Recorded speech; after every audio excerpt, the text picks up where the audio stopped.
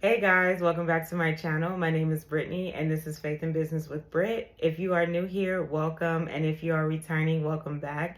I am a CEO, founder, and creator of my nonprofit called Project Lighthouse. And in today's video, we will be talking about how to deal with work trauma. So let's get started. So this video and topic in particular is one of the reasons why I started my business. It is how it led me to become a business owner and to work for myself. I will say that I started working in 2011 when I turned 18, and my first job was in retail. And at that particular time, retail was very popular, like going inside of the store, shopping. So it was a very lucrative moment for retailers at that time. And they also were still trying to figure out, the kinks and how to grow at that moment. So I got in, I think, right at the moment where it was starting to build and starting to grow even more. And at this particular moment in life, I had just graduated high school, and I was looking for my first job. And the opportunity to apply for Forever 21 came up. And anyone that possibly worked at Forever 21 in those years, this video may really resonate with you. You understand and feel my pain. But anyone that has worked in retail at all, but especially during those years where they were growing and trying to figure it out and just really take off during that time, was a very interesting time to be in retail. I will say that I am speaking from my experience as a Black woman working in any industry, particularly in that retail industry at that moment. And my experience was something that I just wasn't, I think, ready for at that moment. Mentally, I was dealing with a lot, which I will discuss in a separate video. There was a lot of life things happening for me at that particular time in my teenage years, going into my early 20s. But I was looking for a job. My mom was trying to help me to find a job. She was showing me how to apply. And this is at a time where you literally went into the stores, you got the paper, you filled it out, you handed it back to the manager, or they would give you a paper. You can come back at any time and hand the application in. This is pre-Indeed.com days. Anyone that knows, pre those days. This is when you really showed up, you walked in, you presented yourself, and you tried to get the interview in person. These days were very different, and my experience coming out of high school into that, I felt like I was in a bubble.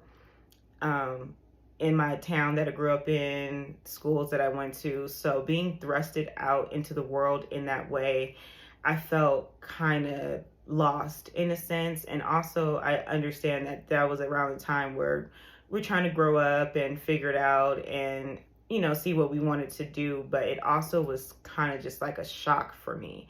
And I remember working with people who were 10, 12 years older than me and had been working for about maybe 5 to 8 years at that moment. Not sure if they were working in retail, but just working in general. And just kind of being that young, naive, new person. And also at the time when I did start, they were building a new store in a different location, and so they needed a whole bunch of people to help pretty much build the store. We literally put everything together, the mannequins, the racks, everything that you shop off of was literally put together by all of us that had started at that moment. And what they did was they hired in all those people and then let pretty much everyone go except for maybe 20 to 30 people. But just kind of recognizing that at that moment, this is a whole new world. This is not high school anymore. I'm not a kid necessarily, like a little kid, but I'm also not like a super grown adult. And just trying to navigate those emotions and the realness of what I felt in that moment at 18 it was a lot to take in, and kind of being thrusted into an environment where it's not that many Black people working at all, but also it was maybe one Black female manager, and that was it. Maybe like 3 to 5 other Black girls besides myself, and then there was maybe like 2 or 3 Black guys that I can remember. I don't know if they stayed after the big chop or the big cut, that they didn't need any of those people. And I break that down to show kind of like the spectrum of the environment that I was in, kind of put things into perspective, that the favoritism will not be on this side where it's probably just 5 or 6 of us, and it'll be more on the other side where there's more of other races. And I realized that this is, at this particular moment in 2011, the conversation about any of what we are comfortable with talking about now, that was not the conversation back then. How we are treated in the workplace. It was a lot of trauma for me. It really was. I have some stories to tell, but I probably would put that in a different video. But it was a lot of trauma for me, dealing with them making me an angry Black woman, putting that title or that label on me that I'm argumentative or combative because I speak up for myself, or I'm very confident in myself. And I realized that being outspoken or just speaking up for yourself in that particular time and climate was seen as combative, or you have an attitude. I was then titled the Black girl with an attitude. I literally would have management called me Black girl. Like, literally, Black girl. And some of those management would not be the ones that were assigned to the store, but maybe they were helping out. Yes, that was an experience, because I have a name, and we all have names, and the disrespect was real. And at this time, I didn't know how to manage it. I didn't know how to deal with it because I'm so young. I'm just here to work. I'm here to do my job. I'm here to make myself some money. At this point, I'm graduated out of high school. My mom is helping me to find a job and be able to grow into an adult and figure these things out. But it was an environment that I just don't think I was ready for at such a young age. I think it really kind of shut me down at such a young age, because I had to protect myself so much and stick up for myself so much that it put me in survival mode so early. And not just in life, there was other life things happening within the job and the work that I was doing. It was a lot of pull and tug on my spirit. And I'm a person that I give you the benefit of the doubt. I'm very like open to, who you are and getting to know you. But I felt like there was a lot of toxicity in the environment of trying to just go after people that they felt were a threat to come in and take their spot. And I think for me, I had always had a mindset that this job is not my identity. It was just something I do. Like, if I clock in, I'm a cashier for those 4 hours. When I clock out, this job does not carry on with me when I get home. So I think at a young age, people can recognize that I kind of had a sense of like who I was, and I wasn't going to allow for these environments or this job at that time to make or break me into a person that I was not. And I wasn't going to allow them to create this image of me of someone that I was not. That's just not who I was. That's not who I am. And I think that with me maybe exuding this confidence that I didn't even really think I exuded, I was very shy. I was very, at one point, I was very shy. I was very, like, not that outspoken. But once I started working and once I started realizing how this stuff moves behind the scenes, I had to start speaking up and I had to start standing up for myself. And even in that moment, another person that is not Black can do that, or speak. They can speak up or stand up to the management and not be labeled as anything or reprimanded or called to the office. And once someone that is Black does that, it is a whole meeting that needs to happen. It's, you need to watch your attitude, you need to watch what you say. And in that moment, it made me realize, like, this is just not how this is supposed to go. Like, everyone should be able to speak up without being labeled or put in the box of, you have an attitude. And because you're Black, you have an attitude, which doesn't make sense, because you don't have to be a certain color to have an attitude. People have attitudes all the time. It has nothing to do with race. So understanding that at such a young age, at 18, 19, I was exuding these leadership capabilities. And I felt like people that were older than me, they just were using anything that they can throw at me as a dagger to try and tear me down or to try and pull me away from being promoted. And even in those moments, I still stood 10 toes down on, like, who I am. Like, if I work this hard, if I have put in the time and the energy, and I'm naturally gifted or talented in this one area, people don't often recognize that they have other good things. They have things that they're good at as well. It just may not be in this lane, and it's completely fine. But I feel like I recognized that at such a young age, and people that I was working with, I think they were just more paying attention to that I was this young Black girl that had understood the concepts and had really dived into my job and was able to teach other new hires as they were coming in. And I think, your light truly irritates their demons. And once I realized that I'm not in a physical battle, I'm in a spiritual battle, that's when I realized no matter where I go, no matter what I do, no matter what I say, it's going to come at me stronger. But that wasn't, until about 7 years later, I realized, when I got more experience and I got older and I started working in a new industry and field, that I realized it doesn't matter where I go. It doesn't matter what I do. It's just going to come stronger. So I often fasted a lot when I was at work. I've always felt like I was in such a strong spiritual battle.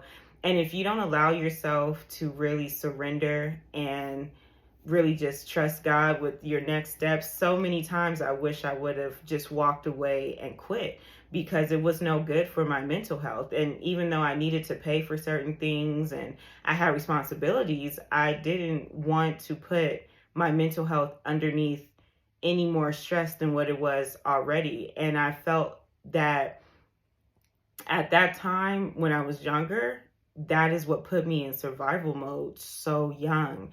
And that is when I had to just keep going. Like, I couldn't stop. I felt like I couldn't stop. I felt like I couldn't make the wrong move or the wrong decision. But when I was younger, I was really lost in trying to find my way. I did grow up in church, but I had stopped going like around my early 20s, and I kind of started drinking a lot and I was partying a lot, and I was just kind of going through the motions of life. And in that moment, I wasn't really diving into my spiritual purpose, of course, and I wasn't really having any direction for myself. And I felt like at each job, particularly at each job, especially Forever 21, I was fighting the most spiritual battle that I can remember.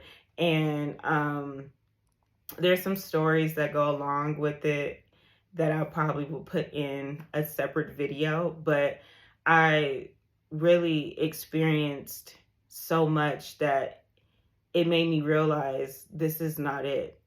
And some people come to realization early, some people come to a realization a little later.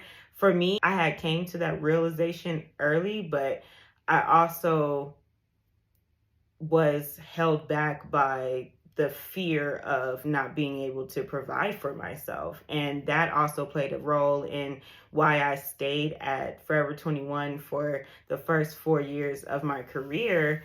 Um, and holding on to something or staying somewhere where it just was no good for me. And I was constantly put in these situations that made me look like I was a bad person or that I was angry. And that was completely the opposite of what I felt like.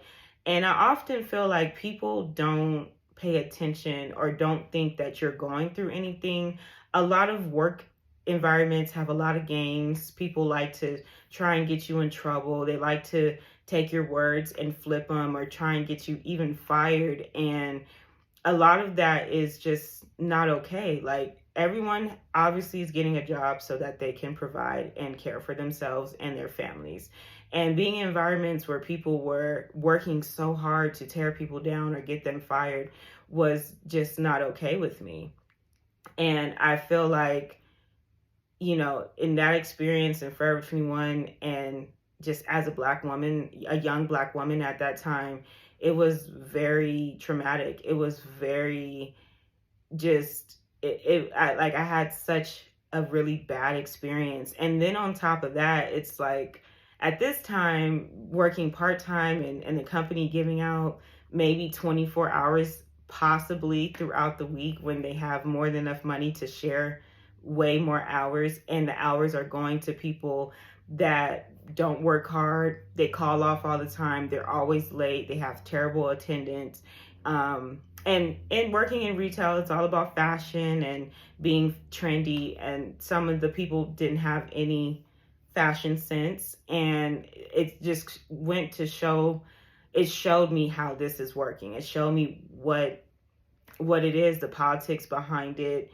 And it just wasn't something I wanted to be a part of anymore. And although I went from that retail spot to Dee Dee's Discounts, it just, like I said, I was experiencing more that was spiritual that I didn't realize until I had gotten older, that I'm in a spiritual battle. And truly my light is irritating their demons. And I just felt like, I had a sense of who I was, and my identity was not in these jobs. And I never put my identity in those jobs. And just working, so hard and for so little, it felt like they're playing with hours. They're purposely taking me off the schedule, or not taking me off, but giving me one shift out the week, like knowing that that does not provide anything. And just Forever 21 was just one of those experiences where I will never go back to retail. Like, and not only because of that experience, but just how they have you working during the holidays, like no days off except Christmas and New Year's Day, and everything else you're just working around the clock. It really burnt me out at such a young age. And I just, now that I'm older, I know how to take my rest. I know how to say no to things. It just was put in a, we were just put in a box of like, this is your job. You need to make this priority. And when we call you guys need to be available. And just, like kind of, putting you in this box of like making this job your forefront. And once I realized that this is taken away from what God has called me to do, once I had got older, what God has called me to do, I realized that, these jobs are just going to burn us out. Like, we're just going to be tired. And it's okay to be tired, but I wanted to be tired based off something that I have passion for. I wanted to be tired based off something that makes my heart happy and my soul happy. If what you're doing in your job does not bring your soul happiness, then I would suggest that you go ahead and find what it is that brings you happiness. Because what everything in life is about is not only working, but working towards what God has called you to do. And in those experiences in my early days working in retail and partying and drinking all the time and being lost, I had a straight moment where I just paused and had stopped working for just a little bit and was like, I need to get this together. And, and started to get older and things started to bounce off me, I wasn't as sensitive going into these environments because I kind of already knew what they were going to be like. But like I said, Forever 21 was new to me. It was a new working environment, and it was nothing that I had experienced. I was straight out of high school, and I was very young and naive and just learning how things went, and then just the experience of the trauma that I went through just as a Black woman in any industry is very difficult to try and understand and to try and like work with others that don't want to put you in a box or a label. And I just, if anyone is dealing with any type of work trauma or dealing with just difficulties on the job, I will say surrender. I will say fast as much as you can and ask God truly what it is that He wants you to do, because in these times where a lot of jobs are now uncertain, there's a lot of layoffs happening, and these companies will work you for their benefit. It's only to make them richer at the end of the day. They only want people to work so hard so that it keeps them rich. But at the end of the day, even if your pockets are full, is your heart full? Is your soul being replenished? Is it being like fed what it needs to be to make you happy and to make you money as well? So if there's another way where you can bring in the same amount of money and do something that you really enjoy, I will say go for it. There's no harm in going for it. And there's also nothing that could be a fail, because you're trying at it and you're learning and you can grow from there. And I will say that my experience in work has taught me to be a better leader.